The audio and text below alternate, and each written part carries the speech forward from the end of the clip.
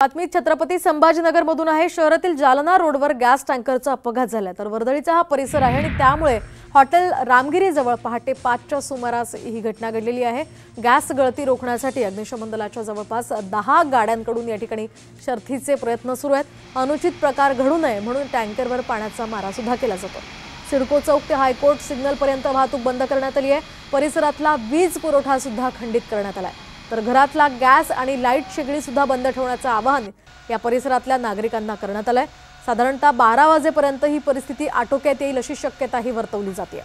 दरम्यान याचाच आढावा घेतलाय आमचे प्रतिनिधी डॉक्टर माधव सावरगाव यांनी। छत्रपती संभाजीनगर शहरामध्ये एका गॅस घेऊन जाणाऱ्या कंटेनरला वायुगळती झाली होती आणि त्यानंतर आपण या ठिकाणी थेट दृश्य बघू शकता की अग्निशामक दलाच्या जवानांकडून या ठिकाणी गॅसची जी वायुगळती आहे ती रोखण्याचं प्रमाण कमी करण्याचे प्रयत्न सुरू आहेत। अग्निशामक दलाच्या जवळपास 8 ते 9 गाड्या या ठिकाणी दाखल झालेल्या आहे। पोलीस बंदोबस्तही मोठा तैनात करण्यात आलेला आहे। आपण या ठिकाणी थेट दृश्य बघू शकता की अग्निशामक दलाचे जे जवान आहेत ते आता या टँकरमधून दुसऱ्या टँकरमध्ये जो गॅस आहे तो ट्रान्सफर करण्याचं काम सध्या करत आहे आणि पाण्याचे वारंवार फवारे जे आहेत ते या ठिकाणी करण्यात येत आहे। जवळपास 4 ते 5 किलोमीटर परिसरातील वाहतूक जी आहे ती बंद करण्यात आली असून पोलिसांकडून सुद्धा नागरिकांना सतर्क राहण्याचा इशारा देण्यात येत आहे।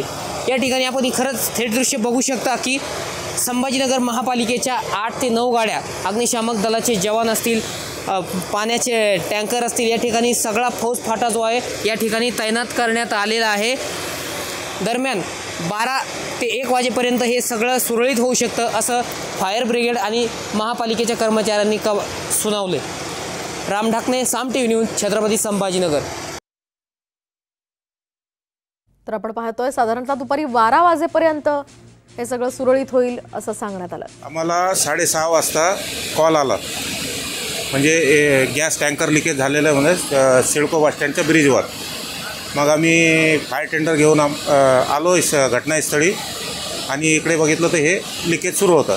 त्याच्या अगोदर आमचे एक टेंडर आलेलं होतं अगोदर सिडकोचा आणि महानगरपालिकेचे सगळे टेंडर आलेले होते। नंतर आम्ही इकडे येऊन पाणी मारायला सुरुवात केली। गॅस लिकेज आहे, आता दुसरा टँकर आलेला आहे रिकामा, त्याच्यामध्ये ट्रान्सफर करणार आहे। त्याला जवळपास 5 ते 6 तास लागणार आहे।